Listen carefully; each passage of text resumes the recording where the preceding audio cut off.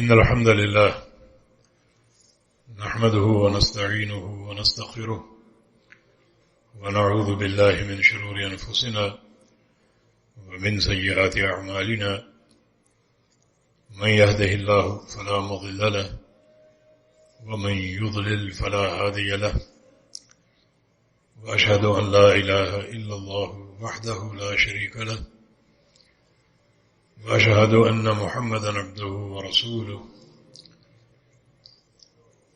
يا أيها الذين آمنوا اتقوا الله حق تقاته ولا تموتن إلا وأنتم مسلمون يا أيها الناس اتقوا ربكم الذي خلقكم من نفس واحدة وخلق منها زوجها وبث منهما رجالا كثيرا ونساء واتقوا الله الذي تساءلون به والأرحام إن الله كان عليكم رقيبا يا أيها الذين آمنوا اتقوا الله وقولوا قولا سديدا يصلح لكم أعمالكم ويغفر لكم ذنوبكم ومن يطع الله ورسوله فقد فاز فوزا عظيما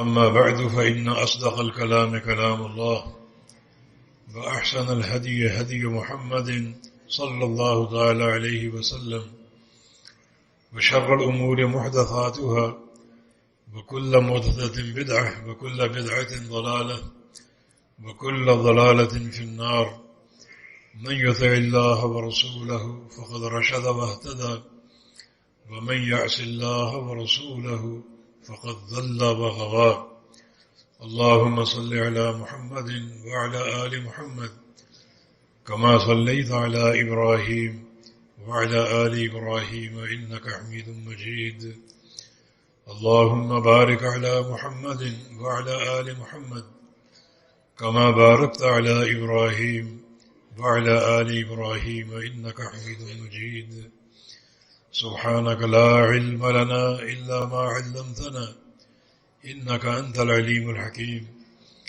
رب اشرح لي صدري ويسر لي أمري واحلل عقدة من لساني يفقه قولي لقد قال الله سبحانه وتعالى بعد أعوذ بالله من الشيطان الرجيم من همزه ونفخه ونفسه بسم الله الرحمن الرحيم يا أيها الذين آمنوا اذكروا الله ذكرا كثيرا وسبحوه بكرة وأصيلا هو الذي يصلي عليكم وملائكته ليخرجكم من الظلمات إلى النور وكان بالمؤمنين رحيما صحیح مسلم کی ایک حدیث ہے ام المومنین فرماتی ہیں کہ ایک رات رسول کریم صلی اللہ علیہ وسلم بہت روئے. اللہ رب العزت نے جبریل امین کو حکم دیا کہ میرا پیارا رسول رو رہا ہے، ان سے جا کر پوچھو وانا اعلم، میں جانتا ہوں کہ وہ کیوں رو رہے ہیں، لیکن تم جا کر ان سے پوچھو کہ ما یبکیک، آپ کیوں روتے ہیں. تو جبریل امین نبی علیہ السلام کی خدمت میں حاضر ہوئے اور یہ عرض کیا کہ آپ کا رب پوچھ رہا ہے کہ آپ کیوں رو رہے ہیں. فرمایا کہ امتی امتی، میری امت میری امت، امت کا درد ہے جس بنا پر رو رہا ہوں. جبریل امین نے جا کر اللہ تعالیٰ کو خبر دی. اللہ تعالیٰ سب کچھ جانتا ہے. جبریل امین کو حکم دیا کہ جاؤ میرے رسول کو بتاؤ کہ انا سنرضیک فی امتک ولا نسوءک، کہ ہم آپ کی امت کے بارے میں آپ کو خوش کر دیں گے اور آپ کو کوئی پریشانی نہیں دیں گے، بلکہ آپ کی امت کے حوالے سے آپ کو خوش کر دیں گے. یہ فرمان برحق اس کا کیا طریقہ ہے؟ اللہ تعالی کیسے خوش کرے گا؟ بہت سی باتیں بیان ہوتی رہتی ہیں، بہت سے اعمال ہیں، بہت سی نیکیاں ہیں، چھوٹے چھوٹے عمل کے بے تحاشا اجر ہیں، ثواب ہیں،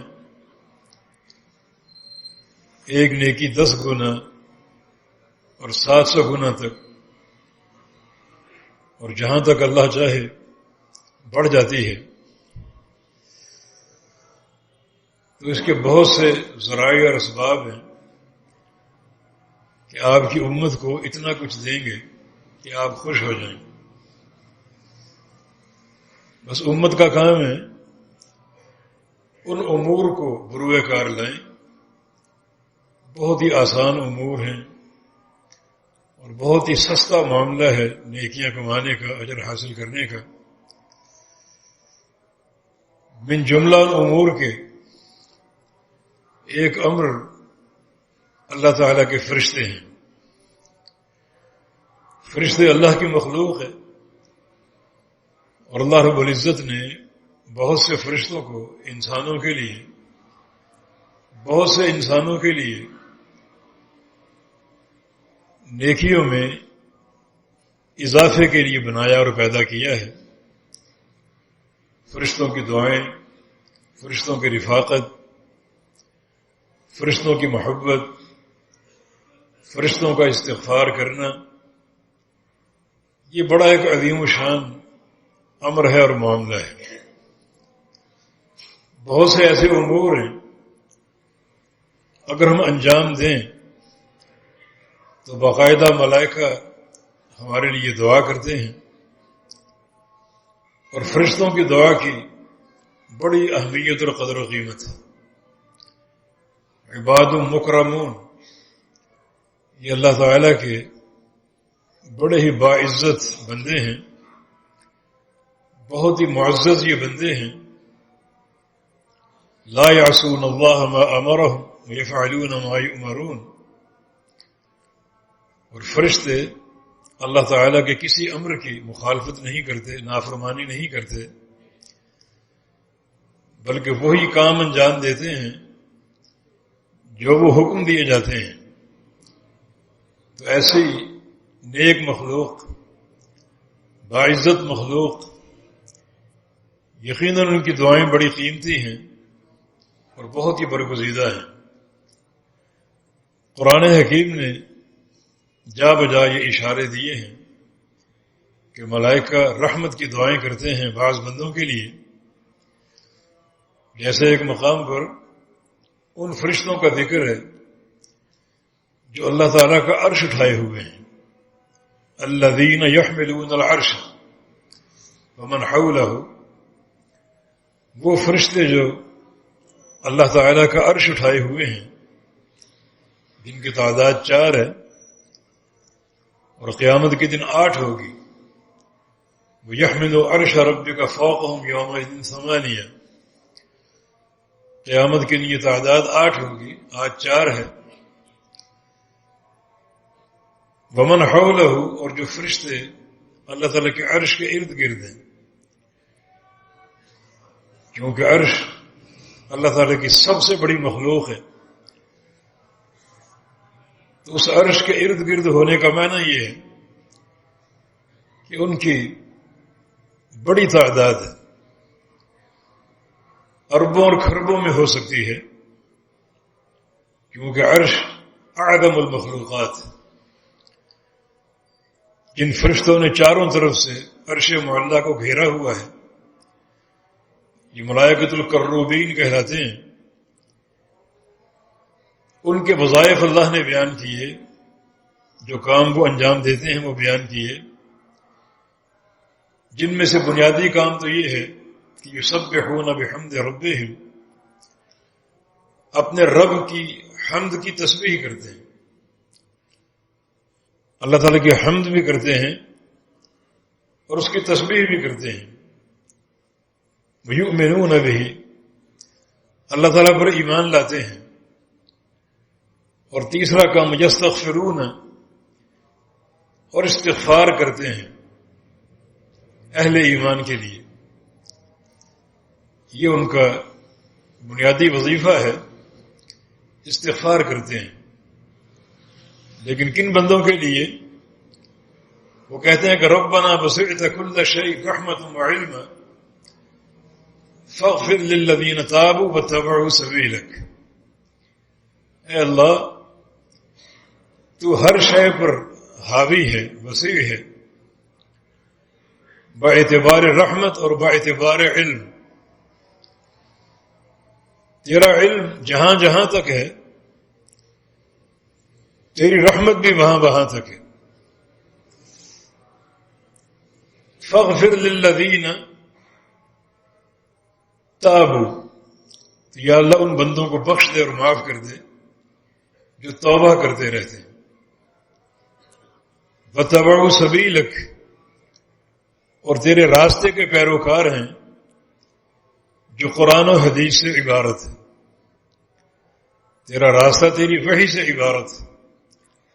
فاستمسک بالذی اوحی الیک انک علی صراط مستقیم، جو آپ کی طرف وحی کی جا رہی ہے قرآن اور حدیث، اسی کو تھامے رہیں، بلا شبہ یہی صراط مستقیم ہے۔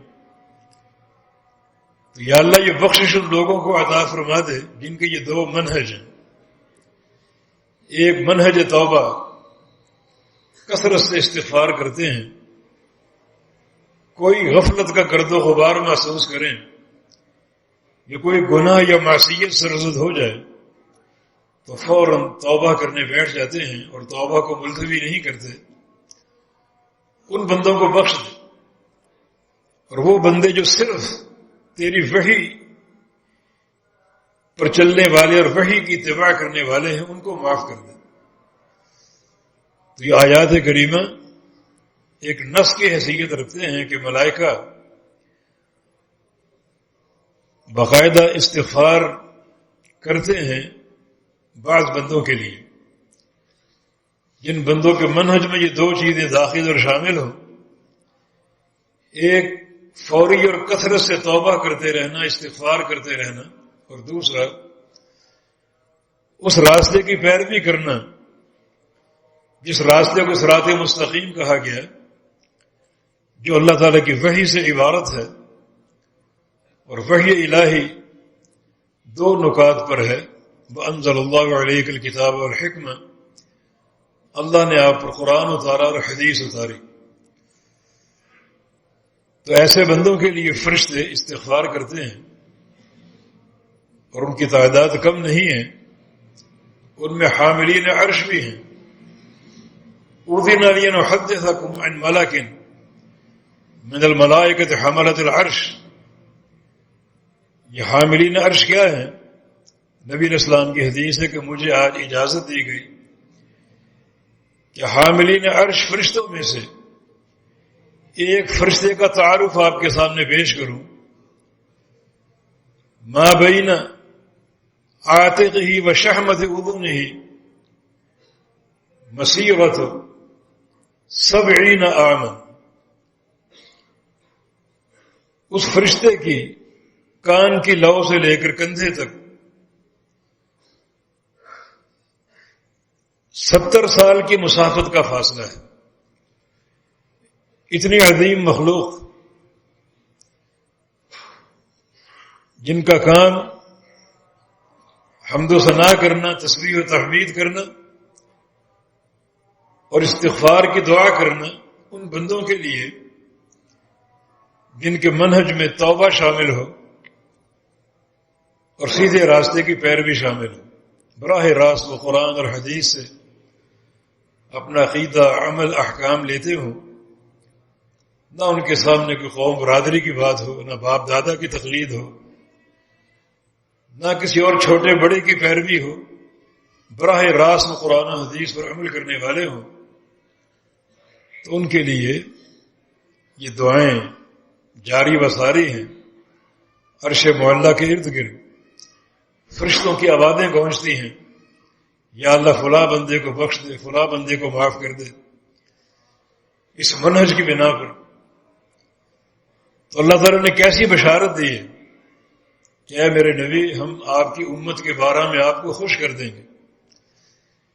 یہ خوشی کا ایک موقع ہے اور مقام ہے کہ اربوں اور کھربوں کی تعداد میں فرشتے نبی علیہ السلام کی امت کے ان افراد کے لیے دعا کرتے ہیں جن افراد کے منہج میں فوری توبہ ہو اور کثرت سے توبہ ہو اور بڑی شدت کے ساتھ اس راستے کی پیروی ہو جو راستہ وحی الہی کی ترجمانی کرتا ہے. ایک اور مقام پر یا ایھا الذین آمنوا اذکروا اللہ ذکرا کثیرا وسبحوہ بکرۃ واصیلا. اے ایمان والو کثرت سے اللہ کا ذکر کرو اور صبح و شام تسبیح و تحمید کرو. صبح بھی اور شام بھی. صبح یعنی تہجد کے وقت سے لے کر سورج کے طلوع ہونے تک، اور شام یعنی عصر کے بعد سے لے کر سورج کے غروب ہونے تک. اور سورج کے غروب ہونے تک اگر آپ اذکار نہیں کر سکے تو عشاء کی نماز سے پہلے پہلے. یہ دو بڑے قیمتی وقت ہیں اللہ تعالیٰ کے ذکر کے. یہ طرفی النہار، دن کے دو اطراف، ایک دن کا آغاز ہے اور ایک دن کا اختتام ہے. تو اس آغاز اور اختتام کو اللہ کے ذکر سے بھر دو، جس کے دیگر بہت سے فوائد کے ساتھ ساتھ ایک فائدہ یہ بھی کہ هو الذی یصلی علیکم وملائکتہ، کہ اللہ بھی تم پر رحمت اتارے گا اور اس کے سارے فرشتے تمہارے لیے استغفار کی اور رحمت کی دعائیں کریں گے. یہ دعائیں ان بندوں کو حاصل ہیں فرشتوں کی جو بندے کثرت سے اللہ کا ذکر کرتے ہیں، اور خاص طور پہ صبح و شام کے اذکار. صبح کا وقت دن کا آغاز ہے اور شام کا وقت دن کا اختتام ہے، اور اس آغاز و اختتام کو اللہ تعالیٰ کے ذکر سے لبریز کر دیتے ہیں تو فرشتے ان سے محبت کرتے ہیں اور ان کی محبت کا اظہار دعاؤں کی شکل میں ہوتا ہے. تو یہ بھی ایک سلسلہ اور ذریعہ ہے امت محمدیہ صلی اللہ علیہ وسلم کے افراد کے لیے ایک بشارت کا، ملائکہ کی دعا، فرشتوں کی دعا. اور یہ مضمون جا بجا قرآن پاک میں موجود ہے. احادیث بھی بھری پڑی ہیں اس قسم کے مضمون سے. جیسے نبی علیہ السلام کی حدیث ہے کہ ان اللہ و ملائکۃ یصلون علی المتصحرین، کہ اللہ تعالی ان بندوں پر رحمتیں اتارتا ہے جو سحری کرتے ہیں روزے کے لیے، اور فرشتے ان بندوں کے لیے دعائیں کرتے ہیں مغفرت کی اور رحمت کی. اب یہ ہماری غلطی اور کوتاہی ہے کہ ہم نے سحری کے معاملے کو رمضان تک محدود رکھا ہے، حالانکہ سارا سال یہ مواقع موجود ہیں سحری کرنے کے، نفلی روزے رکھنے کے. اللہ کے پیارے پیغمبر کی سنت سے بہت سے نفلی روزے ثابت ہیں. پیر کا روزہ، جمعرات کا روزہ، ایام 20 کے روزے. اور پیغمبر علیہ السلام کی ایک اور حدیث ہے افضل الصیام صیام داؤد، کہ سب سے افضل روزے جو ہیں داؤد علیہ السلام کے روزے ہیں. کان یصوم یوما یفطر یوما، وہ ایک دن روزہ رکھتے تھے اور ایک دن ناغہ کرتے تھے. تو اس طرح بہت سے مواقع موجود ہیں روزے کے، اور ہر روزے کے ساتھ سحری لازمی کرنی چاہیے. یہ یہود کی مخالفت ہے، نصارہ کی مخالفت ہے. اس مخالفت کا بھی اجر ہے. اور جب تک سحری کریں گے اللہ تعالیٰ رحمتیں اتارے گا اور فرشتے آپ کے لیے رحمت کی دعائیں کریں گے. تو کیوں نہ یہ معاملہ خوشی کا ہو، مسرت کا ہو کہ اے میرے پیارے نبی ہم آپ کو آپ کی امت کے بارے میں خوش کر دیں گے. یہ مواقع خوشی کے ہیں. ایک اور موقع اللہ کے پیغمبر نے بیان فرمایا، اور وہ ہے مساجد کے تعلق سے.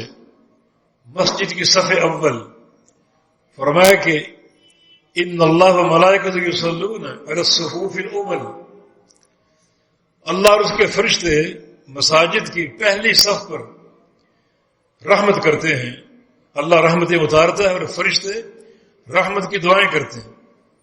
اور ایک حدیث میں الصف المتقدم کے الفاظ کہ جو پہلی صف ہے اللہ تعالیٰ اس صف پر رحمتیں اتارتا ہے اور اس کے فرشتے ان بندوں کے لیے رحمت کی دعائیں کرتے ہیں. الصفوف الاول جو ہے پہلی صفیں جمع کا صیغہ، تو اس میں وہ لوگ شامل ہو سکتے ہیں جو کھڑے تو دوسری تیسری صف میں ہیں مگر وہ پہنچتے اسی وقت میں، پہلے وقت میں، جس وقت میں سارے نمازی پہنچتے ہیں.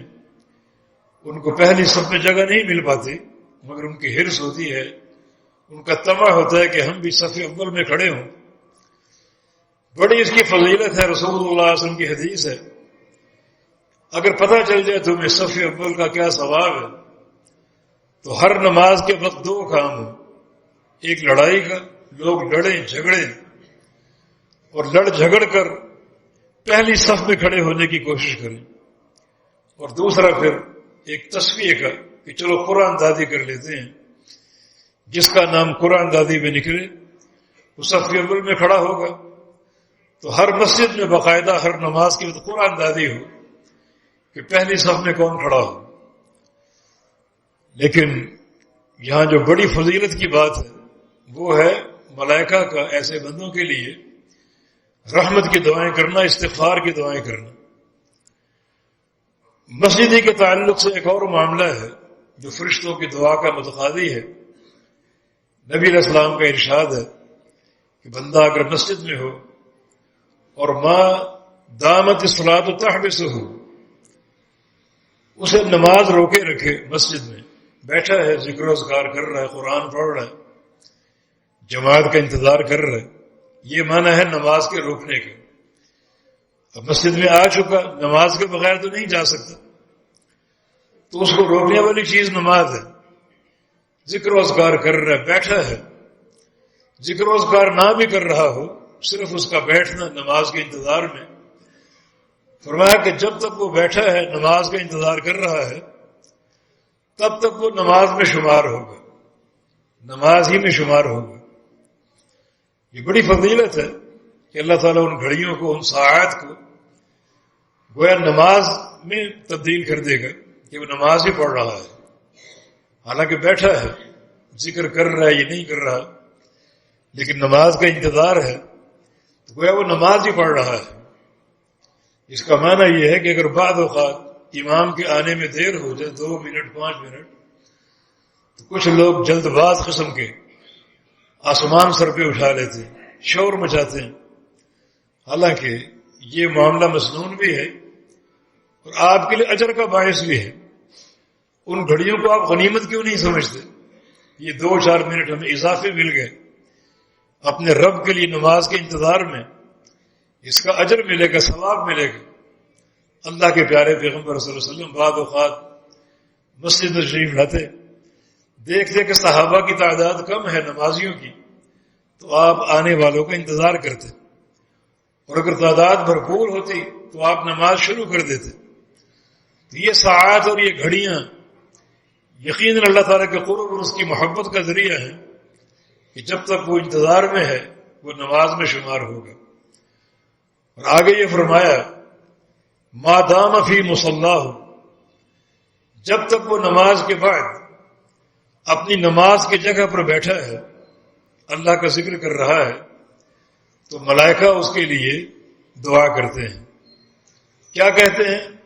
اللہم اغفر لہ، اللہم ارحمہ، یا اللہ اس کو بخش دے، یا اللہ اس پر رحم فرما. یعنی آپ بیٹھے ہیں، اپنا ذکر و اذکار کر رہے ہیں، یہ بیٹھنے کا اجر بھی آپ کو ملے گا، ذکر و اذکار کا ثواب بھی آپ کو ملے گا. آپ آدھا گھنٹہ بیٹھیں، 10 منٹ بیٹھیں، گھنٹہ بیٹھیں، لیکن جو سب سے بڑی نعمت ہے وہ یہ ہے کہ ملائکہ کی مسلسل یہ دعائیں آپ کو ملتی رہیں گی. یا اللہ اس کو بخش دے، یا اللہ اس پر رحم فرما، یا اللہ اس کی مغفرت فرما، یا اللہ اس پر رحم فرما. تو مستقل یہ دعائیں ملتی رہیں گی. ہاں، معلوم یحدث، جب تک بے وضو نہ ہو جائے. اگر وضو ختم ہو گیا تو ذکر و اذکار کا ثواب تو ملے گا، لیکن ملائکہ کی دعائیں ختم ہو جائیں گی. طہارت کے ساتھ جب تک بیٹھا ہے ذکر و اذکار کر رہا ہے اپنی نماز کی جگہ پر، تب تک یہ دعائیں اس کو پہنچتی رہیں گی اور حاصل ہوتی رہیں گی۔ تو یہ وہ مواقع ہیں جو آپ کی خوشی کا باعث ہے کہ اللہ تعالیٰ نے کیسی کیسی سعادتیں آپ کو عطا فرما دی۔ اس کے علاوہ نبی علیہ السلام پر درود پڑھنا، رسول اللہ صلی اللہ علیہ وسلم کی حدیث ہے، ما صلی علی احد الا صلت علیہ الملائکہ ما دام یصلی علی، کہ مجھ پر کوئی بندہ درود نہیں پڑھتا مگر فرشتے اس پر رحمتوں کی دعائیں کرتے ہیں جب تک وہ درود پڑھ رہا ہے۔ جب تک بیٹھا مجھ پر درود پڑھ رہا ہے، ملائکہ بھی اس کے لیے رحمت کی دعائیں کرتے ہیں، مغفرت کی دعائیں کرتے ہیں۔ اگلا جملہ قابل غور ہے، فَلْيُخِلَّ مِنْ ذَلِكَ أَوْ لِيُكْثِرْ فَلْيُخِلَّ مِنْ ذَلِكَ أَوْ لِيُكْثِرْ۔ اب وہ درود کم پڑھو یا زیادہ پڑھو، کم پڑھو تو ملائکہ کی تھوڑی دعائیں تم تک پہنچیں گی، اور اگر زیادہ پڑھو تو زیادہ دعائیں تم تک پہنچیں گی۔ اور جب تک یہ درود پڑھتے رہو، یہ سلسلہ جاری اور قائم رہے گا، تب تک ملائکہ کی دعائیں تمہیں حاصل ہوتی رہیں گی اور تم تک پہنچتی رہیں گی۔ یہ مجلس چاہے بڑھا لو چاہے اس کو چھوٹا رکھو۔ اور ایک حدیث میں نبی علیہ السلام کا ارشاد گرامی ہے کہ اگر تم کسی مجلس میں صرف درود کے لیے بیٹھو، کوئی دعا نہ کرو، کوئی اور ذکر نہ کرو، صرف مجھ پر درود ہی پڑھتے رہو، تو اللہ تعالیٰ تمہاری جو دلی تمنائیں ہیں وہ بغیر مانگے پوری کر دے گا۔ وہ دل کے رازوں کو جانتا ہے، اسے معلوم ہے آپ کی کیا تمنائیں ہیں، کیا خواہشات ہیں اور کیا آپ کی طلب ہے۔ تو درود پاک کی برکت سے اللہ تعالیٰ ان ساری خواہشات کو بغیر مانگے پوری کر دے گا اور بغیر مانگے عطا فرما دے گا۔ اور ایک حدیث میں رسول اللہ صلی اللہ علیہ وسلم نے ارشاد فرمایا ہے کہ اللہ تعالیٰ ایسے بندوں کی ساری حاجتیں پوری کر دے گا اور سارے گناہ بخش دے گا۔ مانا دنیا بھی اور آخرت بھی، گناہوں کی بخشش کا تعلق آخرت سے ہے اور حاجات کے پورے ہونے کا تعلق دنیا سے ہے۔ جو بھی نیک آپ کی حاجات ہے دنیا کے تعلق سے اللہ تعالیٰ پوری کر دے گا اور آپ کے سارے گناہوں کو بخش دے گا درود پاک کی برکت سے۔ اور یہ ایک عظیم و شان فائدہ، جب تک درود پڑھتے رہو گے ملائکہ تمہارے لیے رحمت کی دعائیں کرتے رہیں گے۔ فَلْيُخِلَّ مِنْ ذَلِكَ أَوْ لِيَسْتَكْثِرْ، اب یہ تمہاری مرضی ہے کہ تم ملائکہ کی تھوڑی دعائیں حاصل کرو یا زیادہ کرو۔ اللہ کے اجر میں کوئی کمی نہیں، بے تحاشا اجر عطا فرمائے گا۔ اب یہ معاملہ تم پر موقوف ہے کہ تمہیں ملائکہ کی کتنی دعائیں چاہیے، تھوڑی چاہیے یا زیادہ چاہیے۔ تو یقیناً ہمارے شب و روز کے اوقات میں کوئی ایسے اوقات ہونی چاہیے، ایسی مجالس ہونی چاہیے جن میں ہم اپنے پیارے پیغمبر کو درود بھیجیں، اور اس کا بہت سی جو فوائد ہیں ان میں سے ایک فائدہ یہ کہ فرشتوں کی دعائیں حاصل ہوں گی، رحمت اور مغفرت کی دعائیں۔ نبی علیہ السلام کی ایک اور حدیث ہے، من عاد مریضا غضبۃ یصلی علیہ 70,000 ملک حتی یمسی، ومن عاد مریضا صباحا مساء یصلی علیہ 70,000 ملک حتی یصبح۔ بڑی عظیم شان حدیث ہے، جو کسی بیمار کی بیمار پرسی کرے صبح کے وقت 70,000 فرشتے اس کے لیے رحمت اور مغفرت کی دعائیں کرتے ہیں شام ہونے تک۔ صبح کو آپ نے کسی بیمار کو دیکھا، اس کا حال پوچھا، اس کی تیمارداری کر لی، 70,000 فرشتے اللہ تعالیٰ مقرر کر دے گا جو آپ کے لیے دعائیں کرتے رہیں، استغفار کرتے رہیں حتی یمسی، شام ہونے تک۔ اور صبح جیسے 7 بجے آپ نے کسی مریض کو دیکھا، اور اگر سورج غروب ہوتا ہے شام کے 7 بجے، تو یہ 12 گھنٹے آپ کو ملائکہ کی دعائیں ملتی رہیں گی۔ اور ایک دو فرشتے نہیں بلکہ 70,000 فرشتے جو آپ کے لیے دعا کریں گے. اور جو شخص کسی مریض کو شام کو دیکھے، اس کی تیمارداری کرے، تو یصلی علیہ 70,000 ملک حتی یصبح، 70,000 فرشتے اس کے لیے رات بھر دعائیں کرتے رہیں گے صبح ہونے تک. یہ بھی تقریباً 12 گھنٹے کا دورانیہ کم و بیش. 24 گھنٹے یہ دعائیں آپ کو ملتی رہ سکتی ہیں، حاصل ہو سکتی ہیں. اور دعائیں بھی 70,000 ملائکہ کی طرف سے، جو معمولی اجر نہیں ہے، معمولی صلہ نہیں ہے، بہت بڑا اجر ہے اور بڑے ثواب کی بات ہے. کسی مریض کو دیکھنا، اس کا حال معلوم کرنا، اور شریعت نے اس معاملے کو آسان رکھا ہے. نبی علیہ السلام کی عادت مبارکہ یہ تھی، کسی مریض کا حال معلوم کرنے جاتے گویا چلتے چلتے پوچھ لیتے. زیادہ بیٹھنا مناسب نہیں ہے، کیونکہ مریض ہے، اس کو لیٹنا یا اس کو کچھ کھانا یا پینا کوئی خواہش جو گھر والوں کے سامنے وہ کر سکتا ہے، عام لوگوں کے سامنے نہیں. تو مریض کو بس دیکھو، اس کا حال پوچھو، دعا دو اور واپس لوٹ آؤ. اتنا چھوٹا سا عمل ہے، اور 70,000 ملائکہ آپ کے لیے اس عمل پر 12 گھنٹے دعا کریں گے رحمت اور بخشش کی. اور شام کو اگر یہ کام ہو جائے تو مزید 70,000 فرشتے صبح ہونے تک دعا کریں گے. تو اگر یہ دن میں 2 دفعہ مریض کی زیارت ہو جائے، اس کا حال آپ پوچھ لیں، تیمارداری کر لیں، تو 24 گھنٹے 70,000 ملائکہ کی دعائیں ہمیں حاصل ہوتی رہیں گی، جو کہ بہت بڑی بشارت اور خوشخبری ہے. ویسے بھی نبی علیہ السلام کی حدیث ہے کہ نادا مناد، جب کوئی شخص اپنے بھائی کی تیمارداری کے لیے جاتا ہے تو فرشتہ پکارتا ہے، طبت وطاب ممشاک وتبوأت من الجنت منزلا، کہ تو عمدہ ہو جائے، اچھا ہو جائے، اور تیرے قدم بابرکت ہو جائیں، تو یہ جنت میں ٹھکانہ مل جائے.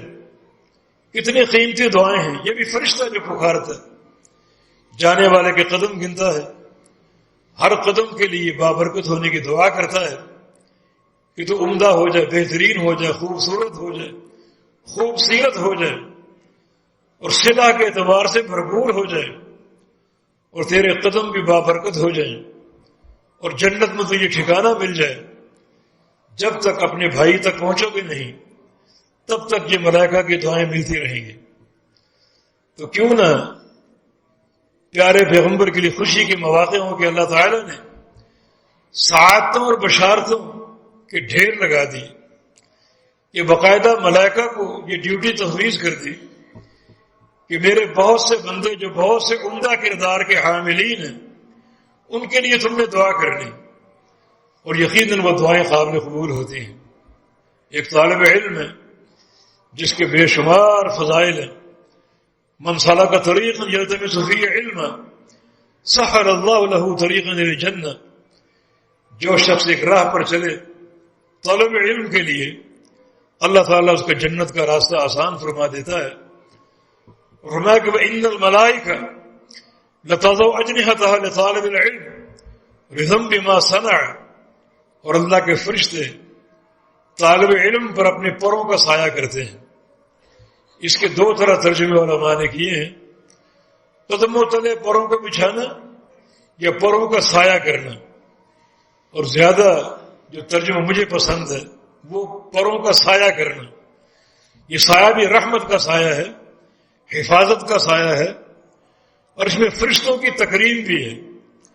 یعنی فرشتے اگر قدم و تلے اپنے پر بچھاتے ہیں تو یہ ایک طرح کی تحقیر ہوتی ہے، حقارت کی بات ہے. فرشتوں کی تعظیم بھی اسی میں ہے کہ پروں کا سایہ ہو، جو رحمت کی دلیل ہے، اور یہ سایہ محبت کی علامت ہے. اور ملائکہ کی محبت کی ایک ہی تفسیر اور ایک ہی تعبیر ہے، اور وہ ہے دعا کرنا. کہ ایسے بندوں کے لیے دعا کرتے ہیں جو طلبۃ العلم ہے، وہ اس بشارت کے مستحق ہیں. ہر شخص طالب علم ہو سکتا ہے.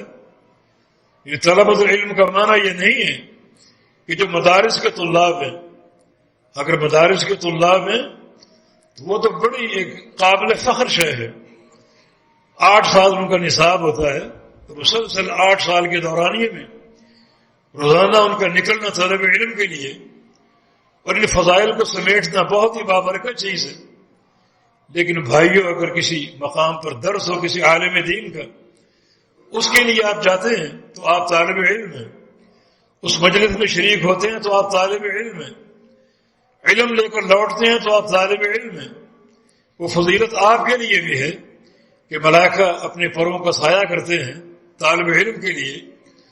وہ طالب علم بڑا طالب علم ہو جس کا طالب علم سال ہر سال تک محیط ہو، یا وہ ایک وقت کا طالب علم ہو. نبی علیہ السلام نے ایک مسئلہ پوچھنے والے کو بھی طالب علم کہا ہے. صفوان ابن عسال کی حدیث ہے، وہ پیارے پیغمبر سے ایک مسئلہ پوچھنے آئے تھے. سفر کرتے تھے بہت زیادہ، تو ان کو اشکال تھا موضوع پر بسا کرنے کے بارے میں کہ کیا حکم ہے. صرف یہ سوال کرنے اللہ کے پیغمبر کے پاس آئے اور کہا کہ جئتک اطلب العلم، یا رسول اللہ صلی اللہ علیہ وسلم، میں آپ کے پاس آیا ہوں آپ کی خدمت میں تاکہ میں آپ سے علم طلب کروں، علم حاصل کروں. فرمایا کہ مرحبا بطالب العلم، طالب علم کو خوش آمدید، مرحبا ہے طالب علم کے لیے. اور پھر آپ نے ایک فضیلت بیان کی، جب طالب علم طلب علم کی راہ پر ہو تو فرشتے اس کے ساتھ ہوتے ہیں، اوپر تلے، ایک فرشتہ اوپر، دوسرا اوپر، تیسرا اوپر، چوتھا، حتیٰ کہ اوپر پہنچتے پہنچتے آسمان تک چلے جاتے ہیں. زمین سے لے کر آسمان تک فرشتوں کی قطاریں لگ جاتی ہیں ایک طالب علم کے لیے. یہ محبت کس چیز کی غماز ہے؟ یہ محبت کیا ظاہر کرتی ہے؟ ملائکہ کی محبت کا ایک ہی معنی ہوتا ہے، اور وہ ہے اس بندے کے لیے دعا کرنا، اس طالب علم کے لیے دعا کرنا. تو آپ نے صفوان ابن عسال کے بارے میں یہ فرمایا. ایک ہی سوال کرنے آیا تھا کہ یا رسول اللہ صلی اللہ علیہ وسلم، موضوع پر مسح کرنے کا کیا حکم ہے؟ فرمایا کہ للمسافر 3 ایام ولیالین وللمقیم یوم ولیلہ. اگر مقیم بندہ ہے تو 1 دن اور 1 رات مسح کر سکتا ہے، اور اگر مسافر ہے تو 3 دن 3 راتیں. یہ اس کا سوال تھا، یہ اس کا جواب تھا. اور پیارے پیغمبر نے کیا شان بیان کی اس کی، اور کس طرح اوپر تلے ملائکہ کا ہونا اور اس سے اظہار محبت کرنا آپ نے ذکر فرمایا. یقیناً یہ معاملہ امت کے لیے آسانی کا معاملہ، برکتوں کا ذریعہ، رحمت اور مغفرتوں کے حصول کا ذریعہ، اور یقیناً یہ پیارے پیغمبر صلی اللہ علیہ وسلم کے لیے خوشخبری، ایک عظیم الشان خوشخبری کہ انا سنرضیک فی امتک بلا نسوک. اے میرے پیارے حبیب، آپ رو رہے ہیں امت کے درد میں، ہم آپ کو خوش کر دیں گے. یہ خوشی کے مواقع ہیں، یہ خوشی کے مقامات ہیں. نبی علیہ السلام کی ایک اور حدیث ہے، من بات طاہر اللہ فراشہ، جو بندہ بستر پر آئے باوضو ہو کر بستر پر آئے، باوضو ہو کر لیٹے، اس کے بعد وضو کر ٹوٹ بھی جاتا ہے کوئی پرواہ نہیں، لیکن باوضو ہو کر بستر پر آ گیا، سونے کے اذکار کر رہا ہے، سونے کی دعائیں پڑھ رہا ہے، تو الا بات فی شعارہ ملک، تو اللہ تعالیٰ اس کے کپڑے کے نیچے ایک فرشتے کو بھیج دیتا ہے. شعار کا معنی اندر کا کپڑا جو پہنا ہوا ہے، ایک فرشتے کو مقرر کر دیتا ہے. کل من قلب یصلی علیہ، اور جب بھی یہ رات کو کروٹ بدلتا ہے تو فرشتہ اس کے لیے دعا کرتا ہے، اللہم اغفر لعبدک فإنہ بات طاہرا. جامع ترمذی کی حدیث ہے کہ یا اللہ اس بندے کو بخش دے، یہ باوضو ہو کر لیٹا تھا، باوضو اپنے بستر پر آیا تھا. یہ بھی ایک علت ہے ملائکہ کے دعا کے لیے کہ آپ باوضو ہو کر آئیں، چھوٹا سا عمل ہے، بستر پر لیٹیں تو فرشتہ آپ کے ساتھ رات گزار رہا ہے، جو آپ کا محافظ بھی ہوگا اللہ کی توفیق سے، اور آپ کے لیے دعائیں کرے گا کہ یا اللہ اس کو بخش دے. یہ باوضو ہو کر آیا تھا. ایک اور حدیث میں رسول اللہ صلی اللہ علیہ وسلم کا فرمان ہے، ان اللہ وملائکتہ واہل السماوات والارضین حتی النملۃ وحتی الحوت. اللہ تعالیٰ اور اس کے فرشتے اور ساری آسمانوں کی مخلوق اور ساری زمینوں کی مخلوق، آسمانوں کی مخلوق میں فرشتے بھی آ گئے اور ایک زمین نہیں، 7 زمینوں کی مخلوق یصلون یستغفرون علی معلم الناس الخیر، اس بندے کے لیے دعائیں کرتے ہیں جو بندے لوگوں کو خیر کی تعلیم دیتے ہیں. جو بھی بندے لوگوں کو خیر کی تعلیم دیتے ہیں، اس کا مخاطب صرف علماء نہیں ہے، مدرسین نہیں ہے. ہر بندہ معلم خیر ہو سکتا ہے. اپنے اہل خانہ کو جمع کر کے آپ کو نصیحت کر دیں، کوئی حدیث سنا دیں، تو آپ بھی معلم خیر ہیں. اور یہ فضیلت بڑی عظیم الشان ہے. جب خیر کی تعلیم آپ دے رہے ہوں گے تو اللہ تعالیٰ بھی رحمتیں برسائے گا، اور سارے فرشتے بھی رحمتوں کی دعا کریں گے. آسمانوں کی ساری مخلوق آپ کے لیے رحمت کی دعا کرے گی. ساری زمینوں کی ساری مخلوقات آپ کے لیے دعا کریں گی. جو لوگوں کے لیے تعلیم خیر کا کام کرتا ہے، براہ راست بیٹھ کے کر دیا، ٹیلی فون پر کوئی نیک بات بتا دی، انٹرنیٹ کے ذریعے کوئی نیکی کا پیغام بھیج دیا، کوئی بھی معاملہ ہو. آج کل تو بے شمار وسائل موجود ہیں تعلیم خیر کے، اور یہ معلم الناس جو ہوتا ہے اس شرف کا مستحق ہے. ظاہر ہے کہ علماء اور مدرسین اس کام میں سب سے آگے اور پیش رو ہیں، جو ہر وقت 24 گھنٹے جن کا وظیفہ تعلیم کا ہوتا ہے، تدریس کا ہوتا ہے، علم پہنچانے کا ہوتا ہے. یہ اس معاملے میں سرخیل کی حیثیت رکھتے ہیں، مگر ہر بندہ اپنی حدود کے بقدر معلم خیر ہو سکتا ہے اور خیر کی تعلیم دینے والا ہو سکتا ہے. تو ان احادیث کو جمع کریں. کوئی شخص ایسا نہیں بچتا جو ملائکہ کی دعا کا مستحق نہ ہو، اور یہ ایک عظیم شرف کی بات ہے. ملائکہ عباد مکرمون ہیں، اللہ تعالیٰ کی عزت یافتہ بندے، اور ملائکہ اللہ کے فرما بردار مخلوق ہیں، فرما بردار بندے ہیں. ان کی دعائیں کیسے رد ہو سکتی ہیں؟ یقیناً قابل قبول ہوں گی، اور یقیناً ہوں گی. وہ بندے بڑی بشارت کے مستحق ہیں اور سعادت کے حاملین ہیں، جن کو ملائکہ کی دعائیں حاصل ہوتی ہیں، اور کثرت سے اور تسلسل کے ساتھ حاصل ہوتی ہیں. فرشتوں کی تو ایک ہی دعا بیڑا پار کر سکتی ہے. ایک ہی دعا سے بندہ کامیابیوں کے جوہر سمیٹ سکتا ہے، جس کی دلیل بخاری مسلم کی حدیث ہے. رسول اللہ صلی اللہ علیہ وسلم کا فرمان ہے، اذا امن الامام فامنوا واذا قال الامام غیر المغضوب علیہم ولا الضالین فقولوا آمین. جب امام غیر المغضوب علیہم ولا الضالین کہے تو تم آمین کہو، تم آمین کہو. یہ آمین بالجہر کی دلیل ہے، زور سے کہو، کیونکہ قول قولو کہو، اور یہ کہنا اور قول عربی لغت میں جہر کے ساتھ ہے، بلند آواز کے ساتھ. آہستہ بات کو قول نہیں کہتے، بلکہ اونچی بات جو آپ سن لیں اس کو قول کہتے ہیں. فقولوا آمین، آمین کہو معنی بلند آواز سے کہو، کیونکہ اس وقت فرشتے بھی آمین کہتے بلند آواز سے، ملائکہ بھی آمین کہتے ہیں. فمن وافقت امینہ تامین الملائکہ غفر له ما تقدم من ذنبہ.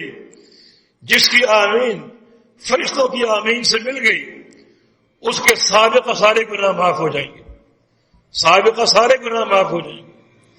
اب یہ آمین کا معنی کیا ہے؟ آمین بھی ایک دعا ہے جو فرشتے کر رہے ہیں. آمین کا معنی اللہم استجب، یا اللہ قبول کر لے. آپ نے سورہ فاتحہ پڑھی اور آمین کہا، دعا کی کہ یا اللہ قبول کر لے. اہدنا الصراط المستقیم صراط الذین انعمت علیہم غیر المغضوب علیہم ولا الضالین. بڑی عظیم الشان دعا ہے. شیخ الاسلام فرماتے ہیں اس سے وہ قیمتی دعا اگر ہوتی تو اللہ تعالیٰ وہ دعا سورہ فاتحہ میں رکھتا. مگر سورہ فاتحہ جو مثانی ہے، 7 من المثانی، جو دن رات میں بار بار دہرائی جاتی ہے، 20 بار پڑھی جاتی ہے، اس صورت میں اللہ تعالیٰ نے یہی دعا رکھی، صراط مستقیم کی ہدایت کی دعا. اس صراط مستقیم دنیا میں بھی ہے، قیامت کے دن بھی ہے، جنت کا سیدھا راستہ. بڑی عظیم الشان دعا ہے جس پر آپ آمین کہتے ہیں. وہ آمین کا معنی اللہم استجب، یا اللہ ہماری یہ دعا قبول کر لے. زمین پر آپ نے آمین کہا، آسمان پہ فرشتوں نے آمین کہا کہ یا اللہ یہ بندے جو دعائیں کر رہے ہیں ان کو قبول فرما لے. من وافقت امینہ تامین الملائکہ غفر له ما تقدم من ذنبہ. جس شخص کی آمین فرشتوں کی آمین سے مل گئی تو اس کے سابقہ سارے گناہ معاف ہو جائیں گے. یہ ایک ہی بار کا آمین کہنا ہے، یہ ایک ہی موقع پر ایک ہی بار. اگر یہ تامین آپ کو حاصل ہو جائے وقت کی موافقت کے ساتھ تو یقیناً سارے پچھلے گناہ معاف ہو جائیں گے. تو فرشتے کی ایک ہی موقع کی دعا سارے گناہوں کے بخشش کا ذریعہ بن سکتے ہیں. تو اگر مسلسل یہ دعا ہو، 24 گھنٹے یہ دعائیں ہوں، کیا ان کی عظمت ہوگی اور کیا ان دعاؤں کی شان ہوگی. رسول اللہ صلی اللہ علیہ وسلم کی ایک اور حدیث ہے، من دعا لأخیہ فی بظہر الغیب، جو اپنے بھائی کے لیے دعا کرے غائبانہ، بھائی آپ کا کسی دوسرے مقام پر ہے، آپ اس کے لیے دعا کرتے ہیں، صحت کی دعا، رزق کی دعا، بخشش کی دعا، رحمت کی دعا، فرشتے ہر دعا پر کہتے ہیں آمین وَلَكَ بِمِثْلٍ، یا اللہ قبول فرما لے. اور اللہ کے بندے تجھے بھی ایسا ہی حاصل ہو. جو اپنے بھائی کے لیے مانگ رہا ہے، طلب کر رہا ہے، اللہ یہ سب کچھ تیری جھولی میں بھی ڈال دے. تو فرشتے اس غائبانہ دعا پر آمین بھی کہتے ہیں، اور جو کچھ آپ اپنے بھائی کے لیے طلب کر رہے ہیں وہی کچھ آپ کے لیے طلب کرتے ہیں. اپنے بھائیوں کے لیے غائبانہ چن چن کر دعائیں کریں. ملائکہ بھی اس پر آمین کہیں گے، اور ملائکہ آپ کے لیے ان دعاؤں کی قبولیت کی سفارش کریں گے. وَلَكَ بِمِثْلٍ، کہ جو اپنے بھائی کے لیے مانگ رہا ہے اللہ تجھے بھی عطا فرما دے. تو کیوں نہ ان سارے مواقع کو ہم امت محمدیہ کے لیے آسانی کے مواقع قرار دیں. جو اللہ پاک نے فرمایا تھا اِنَّا سَنُرْضِيكَ بِأُمَّتِكَ، اے میرے پیارے حبیب آپ رات کی تنہائیوں میں امت کے درد میں رو رہے ہیں، ہم آپ کو خوش کر دیں گے امت کے بارے میں. یہ بھی خوشی کے مواقع ہیں کہ اللہ تعالیٰ نے اپنے پیارے ملائکہ کو، ہزاروں لاکھوں کروڑوں اربوں کھربوں ملائکہ کو اللہ تعالیٰ نے اپنے بندوں کے لیے، امت محمدیہ کے افراد کے لیے دعاؤں کے لیے چن لیا. ان کی ڈیوٹی ہی دعا کرتے رہنا، صبح شام دعا کرنا، رات دن دعائیں کرنا. بڑی تاثیر ہے ان دعاؤں کی، بڑی عظمت ہے ان دعاؤں کی. تو جب بھی آپ ان مواقع سے فائدہ اٹھائیں تو آپ کی نیت میں ملائکہ کی دعائیں بھی ہوں، فرشتوں کی رفاقت بھی ہو، تو یقیناً یہ عظمت کی بات ہوگی. مضمون ابھی جاری ہے. اللہ پاک ہمیں اعمال صالح کی توفیق عطا فرما دے. اللہ تعالیٰ یہ شرف جو امت محمدیہ کے لیے عطا ہوا اللہ ہمیں بھی اس میں داخل فرما لے، ہمیں بھی اس میں شامل فرما لے. ملائکہ کی محبت عطا فرما دے، فرشتوں کی رفاقت عطا فرما دے، ان کی دعائیں ہمارے حق میں قبول فرما لے، اور جو دعاؤں کی قبولیت کے مواقع ہیں اللہ پاک ہمیں عطا فرما دے. اقول قولی ھذا واستغفر اللہ لی ولکم واخر دعوانا ان الحمد للہ رب العالمین.